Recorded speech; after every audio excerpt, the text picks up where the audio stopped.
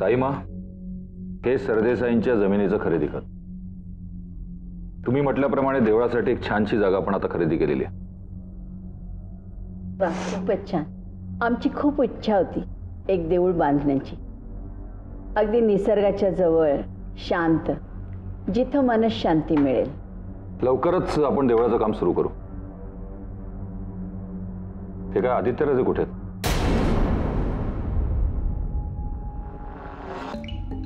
कसे येतील ते? त्यांची अवस्था जाऊन बघा एकदा.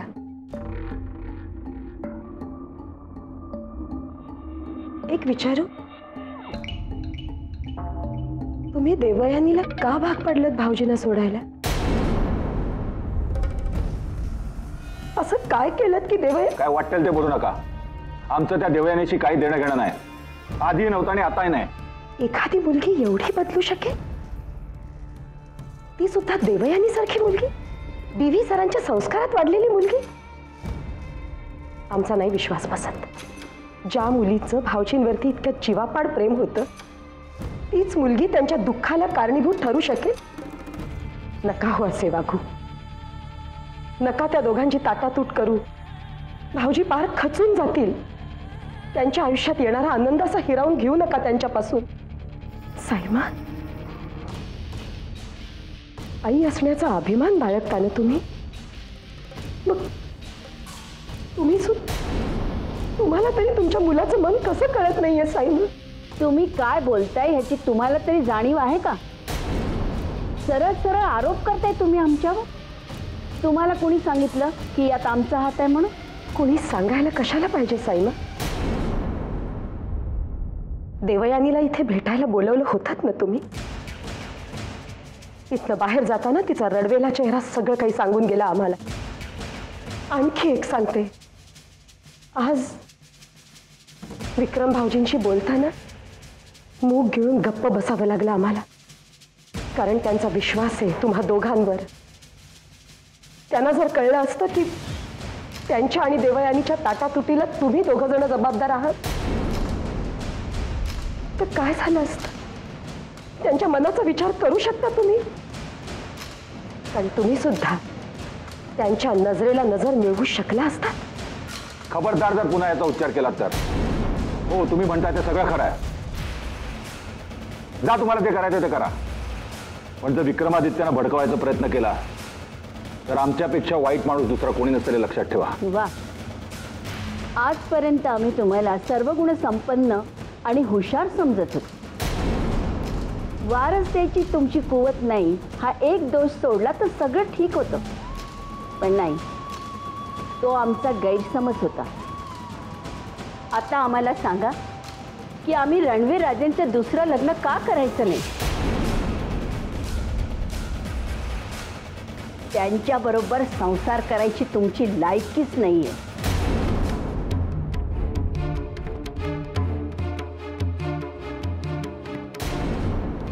अहो, बायको नवऱ्यामागे ठाम उभी असते, पण तुम्ही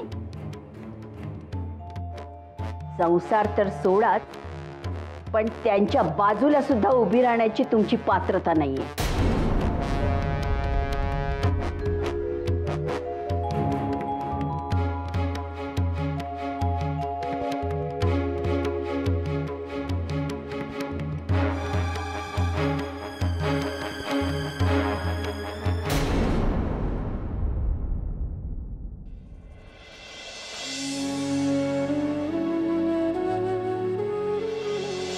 आजची आपली भेट शेवटची समज.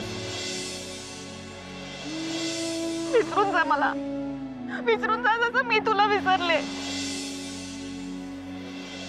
साक्षीच्या आयुष्यात जे काही घडलं ते पाहिल्यावर असा प्रेमावरचा विश्वास उडाला.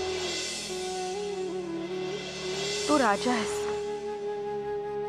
आणि मी प्रजा. आपल्या दोघांमधलं हे अंतर कायम राहणार.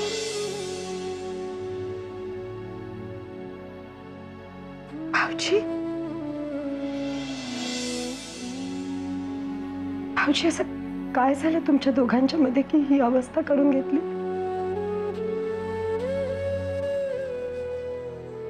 वहिनी,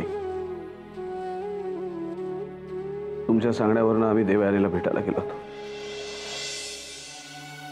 तुमच्या सांगण्यावरनं आम्ही तिला भेटून तिच्याशी बोलायला गेलो होतो. पण तिने आमच्याशी बोलायचंच टाळलं. वैरी आमच्याशी कुठल्याही प्रकारचं नातं ठेवायचं नाही असं म्हणाली ती. का? असं काय कारण झालं? असं का वागते ती?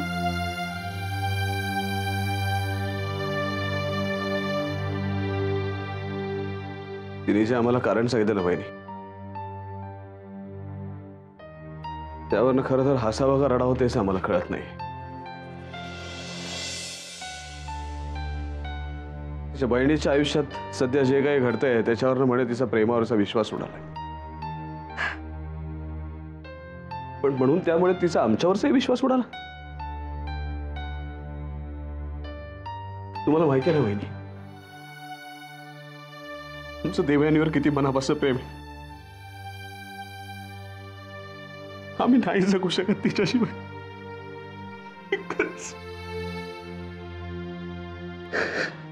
भाऊजी,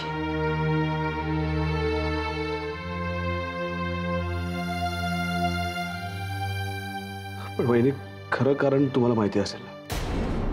आम्हाला टाळण्यासाठी तिने जे आम्हाला कारण सांगितलं तेच खरं आहे का? चुकलंय तिचं भाऊजी. चूक सर्वस्वी देवयानीची. तुमचं काही चुकलेलं नाही. पण तुम्ही असा धीर सोडू नका भाऊजी, कारण आम्हाला विश्वास वाटतो की देवयानी तुमच्याकडे परत येईल, पूर्वीसारखेच. जितकं प्रेम तुमचं तिच्यावर आहे ना भाऊजी, तितकंच प्रेम तिचंही तुमच्यावर आहे. म्हणूनच आम्हाला खात्री वाटते तुमच्या प्रेमामध्ये कितीही अडचणी आल्या ना तरी अपयश कधी येणार नाही भाऊजी.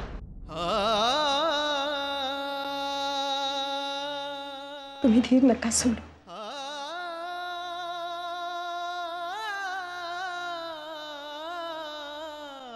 जितकं प्रेमचं तिच्यावर आहे ना भाऊजी, तितकंच प्रेम तिचंही तुमच्यावर आहे.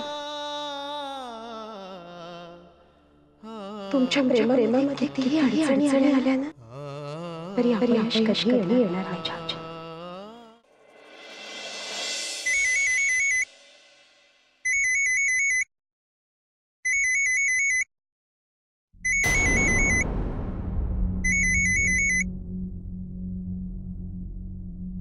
हॅलो, प्रियदर्शनी बोलतेय. बोला. स्पष्टच विचारते, असं काय घडलंय म्हणून तू विक्रम भाऊजींना तुझ्या आयुष्यातनं असं झिडकारून टाकतेस? तुला कल्पना आहे देवयानी, तुझ्या अशा वागण्याचा त्यांच्यावरती काय परिणाम होतोय? त्यांना किती त्रास होतोय तुझ्या वागण्याचा? का वागतेस अशी? सांगशील मला? वहिनी, मला जे सांगायचं होतं ते मी आधीच सगळं सांगितलंय. यापुढे आता मला अजून काही बोलायचं नाहीये. आणि राहिला प्रश्न आमच्या नात्याचा, तर कुठलंही नातं ओढून ताणून जोडता येत नाही, हे तुम्हालाही माहिती आहे. बरोबर बोलतेस देवयानी. आम्हाला हेही माहिती आहे देवयानी. हे जे काही तू बोलतेस ते तू मनापासून बोलत नाहीयेस, कुणाच्या तरी दबावाखाली बोलतेस. मग सांग ना, कोणाला घाबरून वागतेस अशी? सांग तरी त्या व्यक्तीचं नाव.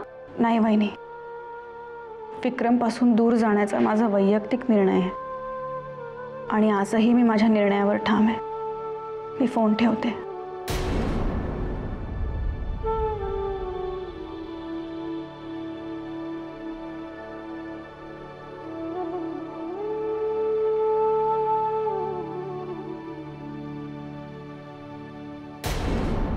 काय म्हणाली देवयानी? तिच्या तोंडून तुम्हाला खरं काय ते कळलंच असेल. आता तरी बसला विश्वास? नाही बसला विश्वास, आणि कधीच बसणार नाही. कारण त्या दोघांच्या डोळ्यात एकमेकांसाठी प्रेम आम्ही बघितलंय, खरं प्रेम. आणि त्यांच्या या खऱ्या प्रेमाला जगातली कुठलीही ताकद एकमेकांपासून दूर करू शकणार नाही. एक मिनिट. त्यांच्या प्रेमाचे गोडवे गाण्यापूर्वी आणि त्यांची वकिली करण्यापूर्वी एक गोष्ट लक्षात ठेवा. या घरातल्या प्रत्येकाचं यश किंवा अपयश फक्त आमच्यावर अवलंबून असतं. प्रेमाचा जय होतो, सत्याचा जय होतो, या भ्रामक कल्पना तुमच्याजवळच ठेवा. कारण या घरातला प्रत्येक जण तेव्हाच विजयी होतो तेव्हा त्याच्यावर आमचा वरदहस्त असतो.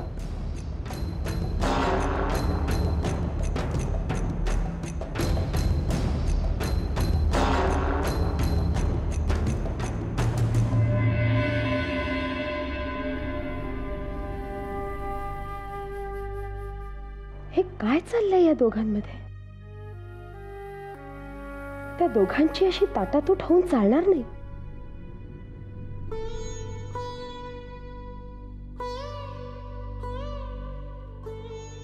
आम्हाला जी शंका वाटतेय ती आम्ही विक्रम भाऊजींना बोलून दाखवायला हवी.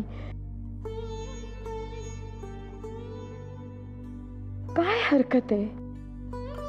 या सगळ्याच्या मागे त्यांचे मोठे भाऊ आणि साईमाच आहेत हे त्यांना कळलं तर कदाचित देवयानी बद्दलचा त्यांचा गैरसमज होणार नाही. पण आमच्या बोलण्याचा त्यांनी चुकीचाच अर्थ घेतला तर, स्वतःच्याच आईवर आणि भावावर त्यांनी विश्वास कायम ठेवला तर,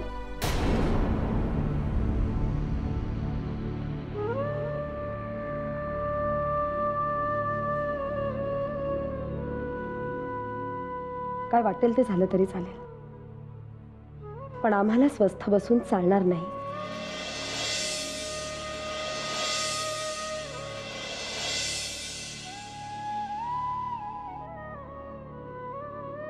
विक्रम भाऊजी आणि देवयानीला एकत्र आणण्यासाठी आम्हाला काहीतरी करायलाच हवं.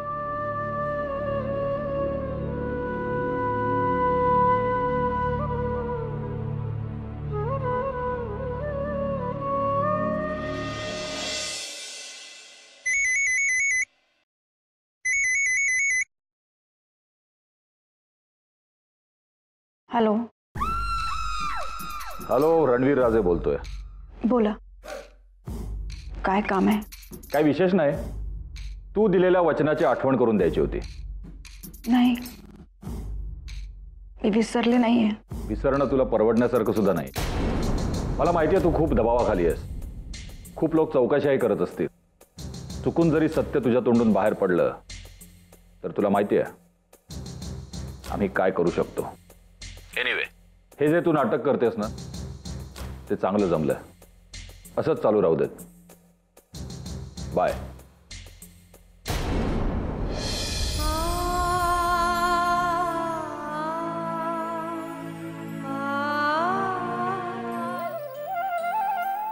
कॉंग्रॅट साक्षी, शेवटी बेलवर का होईना पण तुझी सुटका झाली. थँक्स वागळे साहेब. वागळे साहेब, साक्षीची एकूणच ह्या प्रकरणामधून सुटका कधी होईल? नाही, ते मला नाही सांगता येणार. तुमचा वकील सांगेल की तुम्हाला. Anyway, all the best. मी निघतो.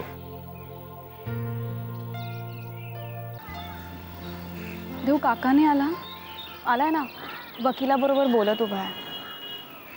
आणि विक्रम, तो नाही आला? नाही आला.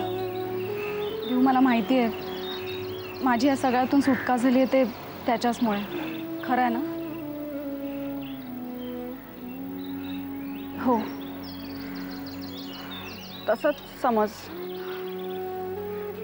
देव, मला ना विक्रमशी बोलायचं आहे. फोन लावून दे ना.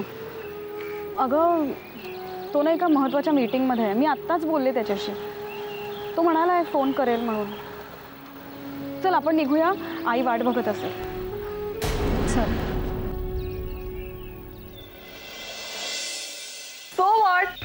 हो मा, ती कंप्लीट मॅड आहे. ओके. जस्ट अ सेक. साक्षी, अगं व्हॉट अ सरप्राईज. अरे साक्षी, तू चक्क परत आलीस. कशी आहेस?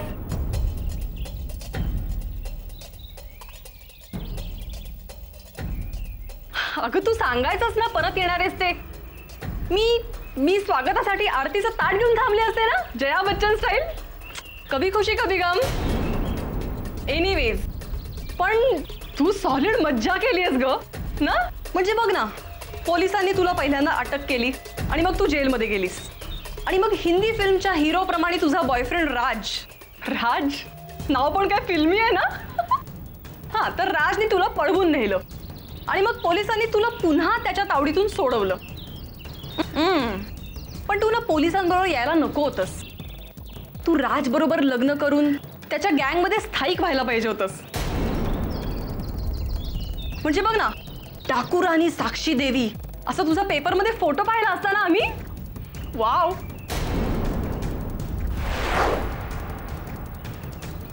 संपूर्ण देशमुख परिवाराला तुझा अभिमान वाटला असता. सॉलिड थॉट आहे ना. श्रावणी, यू आर टू गुड. साक्षी, आई वाट पाहते. चल.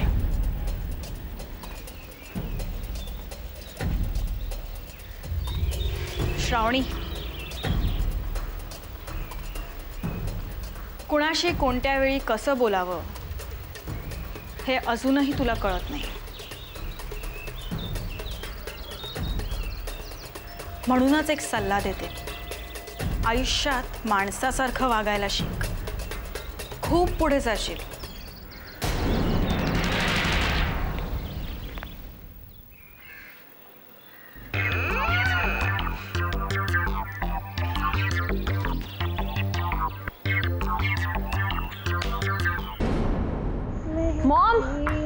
मॉम, काय तुला माहितीये का? तू सांगितल्याशिवाय कसं कळणार? अगं, साक्षी परत आलीये. काय? हो, अशी कशी परत आली? जामिनावर सुटली असेल कदाचित. आता कुठे आहे? तिच्या आजारी आईला भेटायला गेलीये.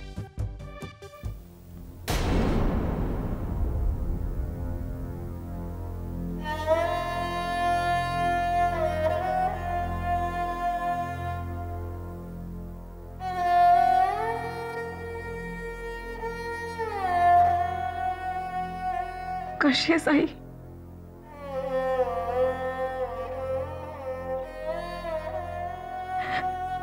साक्षी, आई सावकाश, हळू.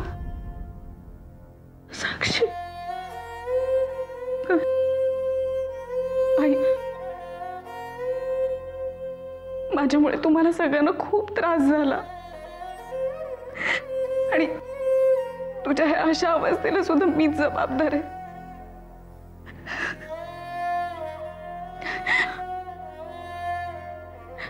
आई, बोल ना काहीतरी.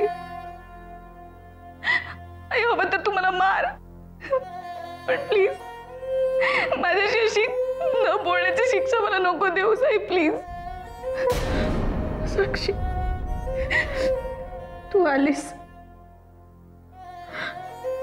आता मला जगायला हरकत नाही. आई, माझ्याकडून अशी चूक पुन्हा कधीच नाही होणार का, त्याच्यामुळे तुला त्रास होईल. अगं बाळा, तुम्ही दोघे म्हणजे सर्वस्व आहात माझं. तुम्ही आनंदात असाल तर मी आनंदात असणार आणि तुम्ही दुःखात संकटात असाल तर मी दुःखातच राहणार. तेव्हा आता तुमच्या आईने कसं जगायचं ते आता तुम्ही ठरवायचंय. हो ना? हो आई.